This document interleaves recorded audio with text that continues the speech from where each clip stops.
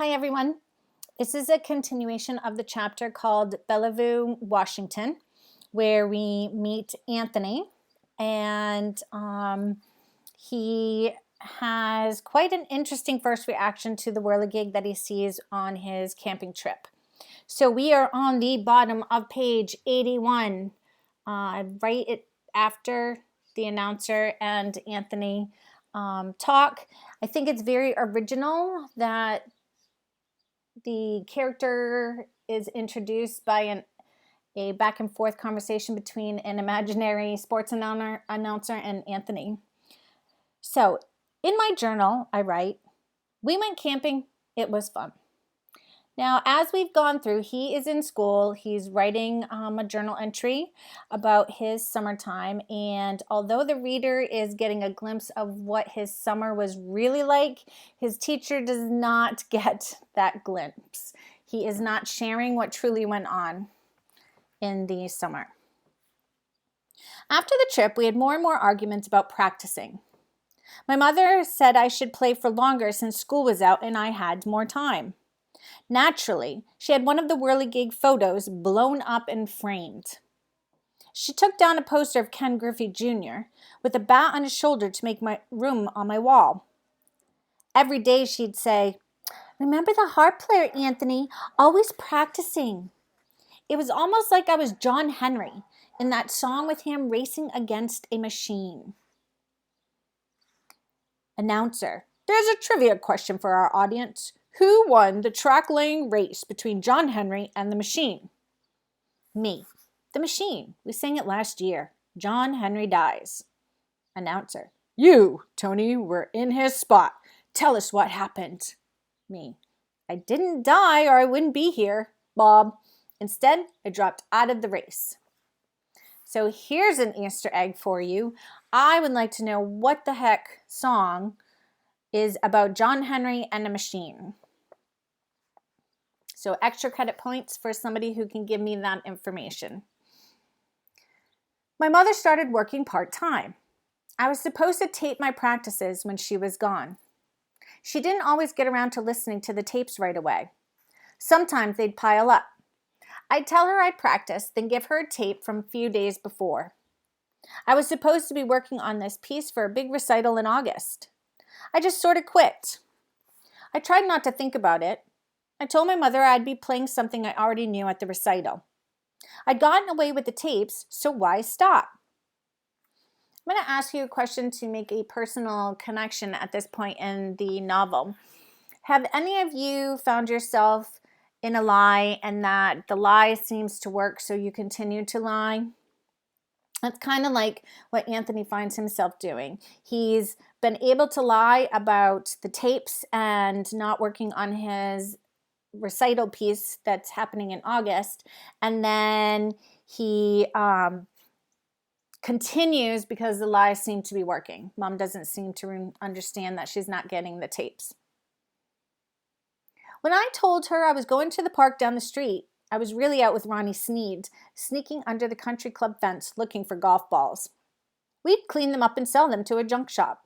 Then we'd use the money to play video games, or buy candy, or go to the movies.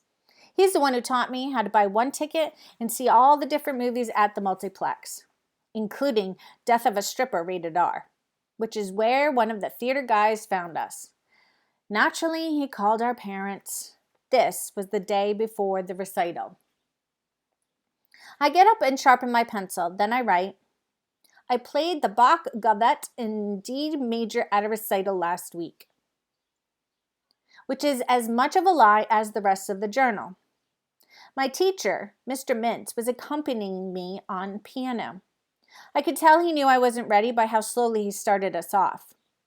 Even so, right away, I forgot the 2 grace notes. Then I messed up on the trill and the G sharp. Mr. Mintz started again, but I actually played worse the second time. My hands were sweating and the strings felt slippery. I forgot to play the repeat. Then I forgot the bowing. Then I forgot the notes. It was like a car breaking down. We quit with ever playing the second section. People made themselves clap. My mother just looked down at the floor. How do you think Anthony's mother is feeling at this point? And I'd like to ask you to make a prediction. How do you think Anthony is feeling at this point? So here's the recital. He completely lied about, practicing for it and the fact that he was supposedly going to use a song he already knew. He's in front of all kinds of people. His teacher, Mr. Mint, has spent this time and, is playing for him. What do you think is going to happen next? Now that Anthony has, his lie has been found out by his mom in public, what is your prediction? What do you think is going to happen between the two now?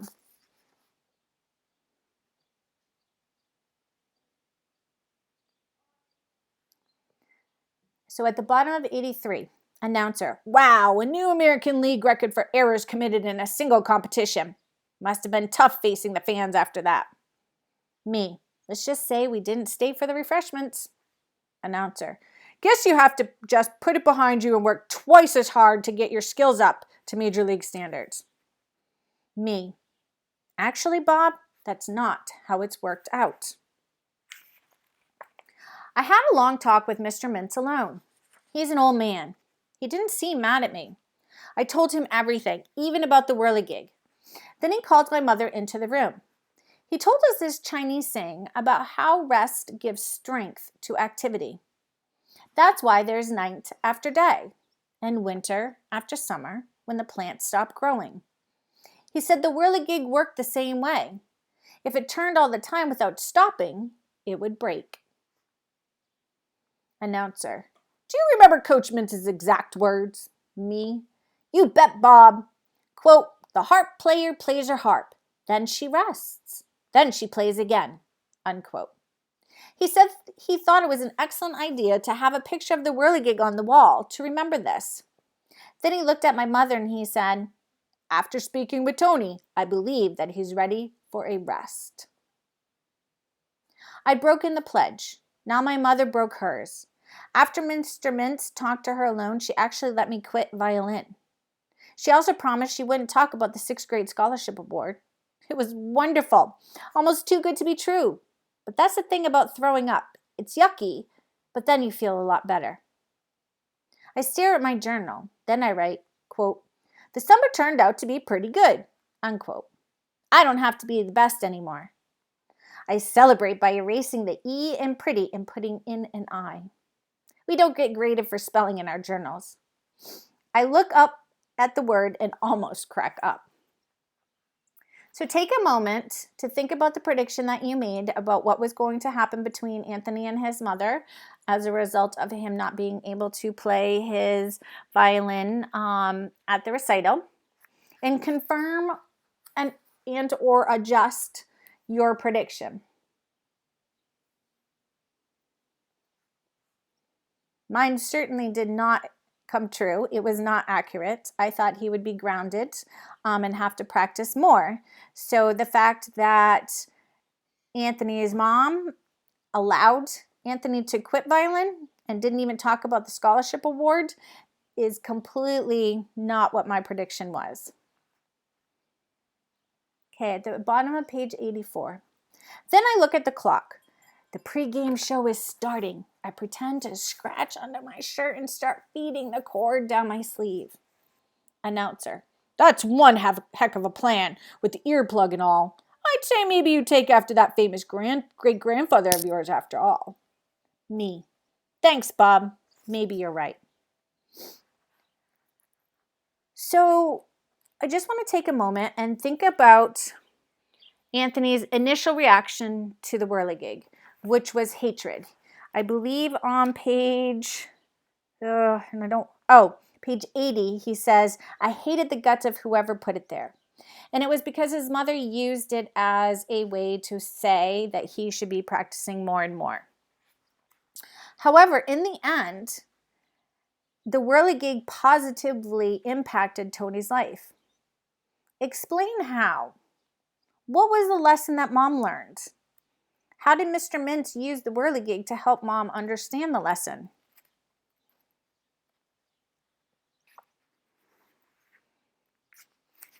Okay, Next chapter, Apprectices. He yanked her appendix out right quick. He said it was a time bomb just fixing to explode. Then while he was poking around, he noticed something odd about her liver. Brent was beyond commenting, nodding, or even looking in the woman's direction. She'd boarded in Phoenix. He'd said hello. In reply, she'd unrolled the immense panorama of her medical history, then had moved on to her husband, killed by doctors in 1981, then had switched to their chihuahua, Pepe, whose string of sufferings exceeded Job's, and now had begun on the first of 4 daughters. Who is Job? I will give you a hint that it is a reference to a biblical character, so a character that was in the Bible. Extra credit points to anybody who can let me know who Job is. Brent felt as if he turned on a TV to the disease channel. He aimed his gaze into the night. A full moon stage lit the desert and revealed a troop of saguaro cactuses. They were strangely human, their thick arms gesturing, each in the midst of a silent soliloquy. To Brent, they looked ancient and wise. He'd have believed it if one had spoken. He'd studied them, wondering what they would say, and fell asleep with his head against the window. The bus had a half-hour layover in El Paso. He went into the station to stretch his legs and was stopped by the sight of a missing child flyer. He peered at the picture of the dark-haired girl and thought of Leah, permanently missing. He felt like an escaped criminal who'd come to face with his own wanted poster.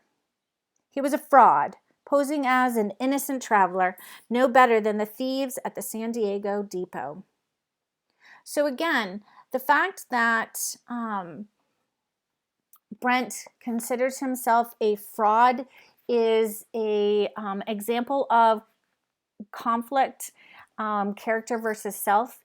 He doesn't believe that he should be getting off the hook as much as he is. He knows that nobody knows that he's a murderer in his eyes, and that's really hard for him to accept. He strode out the station door and was nearly turned back by the blinding light and blazing heat. He stopped, squinted, then stepped into a shaded doorway to adjust, like a diver decompressing. A time and temperature sign read 109 degrees. He'd looked around. He'd never been in Texas. He liked not only being somewhere new, but knowing that no one else he knew had any idea where he was at that moment. He disappeared, shaking off all pursuers. A few doors down, a sidewalk preacher was declaiming. He was tall and red-faced, his shirt Arctic white, and his forehead raining perspiration. Even his Bible seemed to be sweating. His back was to Brent, who couldn't make out his words. Then he turned. Quote, "A fugitive and a vagabond shalt thou be in the earth," he shouted out. He felt the man's tweezer-like eyes close upon him. "That's what the Lord God said to Cain." He wiped his face with a handkerchief and turned. Brent quickly retreated into the station, the man's words burning in his brain. Being a stranger in a strange land had suddenly lost its appeal. So again, we have another biblical reference. And this is to Cain. So for extra credit points, I would like somebody to tell me who is Cain from the Bible. And then based on what you find out about Cain, why do you think that Brent, hearing that, decided that it wasn't so great to be a stranger in a strange land anymore? The Corn Belt and Wheat Belt didn't do the country justice. Brent passed through a dozen unmentioned zones marked by various firsts. First business using Geronimo's name, first cowboy boots on a passenger, first appearance of catfish on a menu, first time being called sugar by a waitress. In East Texas, the landscape's green deepened and the air hung heavy with moisture. He changed buses in Houston, opened Emil's cast-off copy of 2 Years Before the Mass, and read all the way across Louisiana. He might almost have been reading his own life. Though the circumstances were different and the year was 1834, Richard Henry Dana had preceded him, setting out on a second existence of his own, leaving the lecture halls of Harvard for a life of travel as a working sailor. No more, Brent promised, would he complain about the bus after reading of the retching, fatigue, perennially wet clothes, and mortal dangers that the author endured. He forced himself to close the book, vowing to make it last. The billboards announcing the key lime pie belt first appeared in Alabama, then proliferated across the Florida line. Brent got off in Tampa to transfer at 2 a.m., stiff-jointed and thirsty. He'd been riding for 2 days and nights. Though his ticket would take him all the way to Miami, the catalog of killings there recounted by the pair behind him had dimmed his desire for another big city. It was hot and muggy. He longed to go swimming. He consulted his map and decided to jump ship on Florida's Gulf Coast. He boarded the next local bus heading south and was the only passenger to get off in the small town of Beale Beach. The sky was still black. He smelled the water. Staggering down the deserted main street, he turned down a side road toward a beachfront motel and was informed by the drawling clerk that check-in began at 3 p.m. Brent sleepwalked out. He trudged up the beach, shucked his pack, and fell asleep on the sand. A mosquito in his ear was his alarm clock. He jerked awake, glanced around, and was startled to find 2 people strolling past him and the tide risen just short of his sneakers. It was nearly noon. His face felt sunburned. He roused himself, moved back from the water, then viewed the minuscule waves in dismay. When he lived in Atlanta, they'd come to Florida, to Palm Beach, on the Atlantic side, where the waves had been monstrous and the water bracing. He waded in now and wondered if the water was actually hotter than 98.6 degrees. He felt slightly foolish standing in it, the waves rubbing against his ankles like a cat. He'd had no idea that Florida's 2 coasts were so different. He considered catching the next bus out. Then he recalled a French woman in the San Diego hostel saying that the disappointments on her trips sometimes turned into her best experiences. Someone else at the dining room table had agreed. Brent didn't really feel like getting back on the bus. He slapped a mosquito dead on his arm and hoped the woman was right. Living in Maine, I'm sure you guys can make a personal connection to having a mosquito buzzing around in your ear. Take a moment to think of a time when you had a mosquito wake you up from a sound sleep. He ate at a long lunch in the Sand Dollar Cafe, treated himself to both pecan and key lime pie, and felt better. He explored the town, walked out on the pier, noticed that he was in the ma'am and sir belt, and was surprised to find himself using these when he presented himself at a motel. The woman at the desk eyed his pack with suspicion. He sensed her scanning a list of possibilities and checking off drug smuggler, eco-terrorist, and atheist backpacker. She asked to see his driver's license. He had none, hoped she wouldn't ask why, and produced the identity card he'd gotten in Chicago to take its place. He shamelessly loaded on the ma'ams, then amazed himself by asking if there would be a Bible in his room. This gained him admittance to air conditioning, a shower, a television, a telephone for ordering pizza, and a sagging bed. He woke to the sound of his neighbor's TV, which had blared ever since Brent had arrived. He turned on the radio to drown out the music. The station it was set to was playing Dixieland. Brent had rarely bothered with jazz. It was unintelligible, a foreign language. He lay back and listened, tried to follow the trumpet's line, then the clarinets, then began flipping through the whirligig book, came to the drawing of the marching band, and knew he'd found his next project.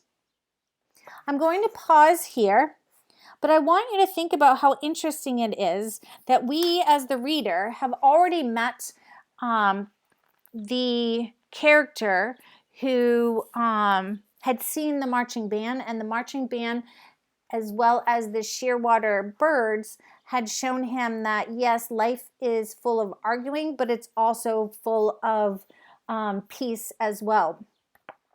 So it's interesting as a reader that we know this. We've already seen the person, well, not seen, but we've already read about the person who saw the marching band whirligig, and yet here we are now with Brent creating it.